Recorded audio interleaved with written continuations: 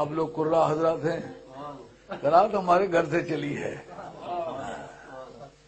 یہ جو آپ کی روایت حفظ وغیرہ کے طرف نسبت کی جاتی ہے، یہ بھی ایک تاریخی بدیانتی کی قسم کا کام ہے۔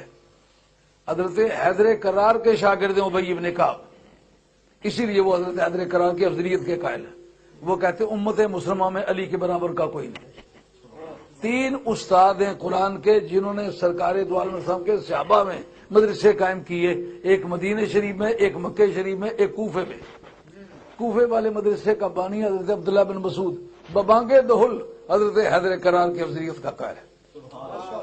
حضرت امام احمد بن حنبل نے مناقب صحابہ میں، فضائل صحابہ میں یہ حدیثیں نقل کی ہیں۔ آپ فرماتے ہیں کہ کننا نتحدث عنا افضل آل المدینہ علی بن ابی طالب، ہم اپنی زندگی میں صحابہ جب بیٹھتے تھے ہم کہتے تھے کہ پوری دنیا سے آل مدینہ افضل ہیں اور آل مدینہ سے حضرت علی مرتضی افضل ہے۔ تو افضل کا افضل افضل ہوتا ہے۔ یہ قاعدہ ذہن میں رہے گا، افضل کا افضل۔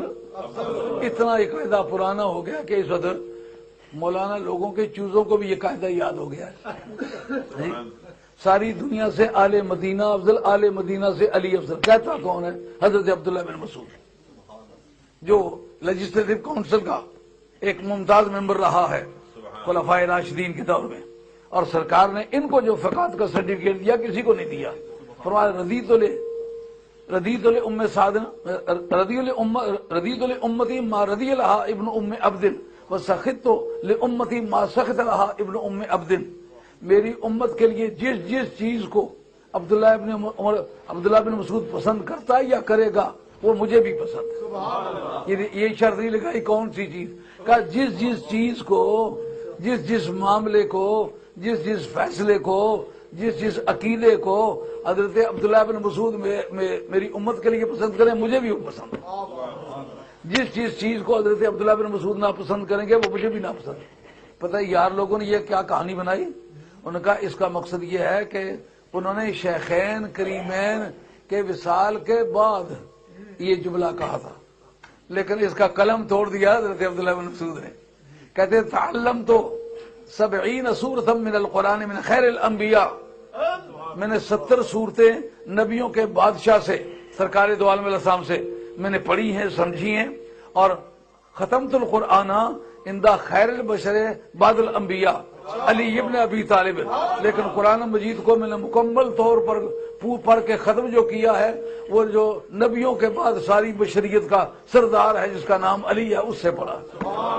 اب جناب یہ بحث تو ختم ہو گئی ہے کہ ان کے بعد کہا تھا، خیال میں یہ بات کہ نہیں آئی؟ تو ان کا یہ کہنا، ہم کہا کرتے تھے علی مرتضی ہیں یہ سب آل مدینہ سے افضل ہیں، تو افضل کا افضل افضل ہوتا ہے۔ تو حضرت اگر یہ سوال آ جائے کہ پورے صحابہ میں صحابہ کی کیٹیگری ہونے کی وجہ سے کون سے افضل ہے، جی اس کا جواب ہے بدری، تو بدریوں کا سردار علی ہے، پھر افضل کا افضل افضل۔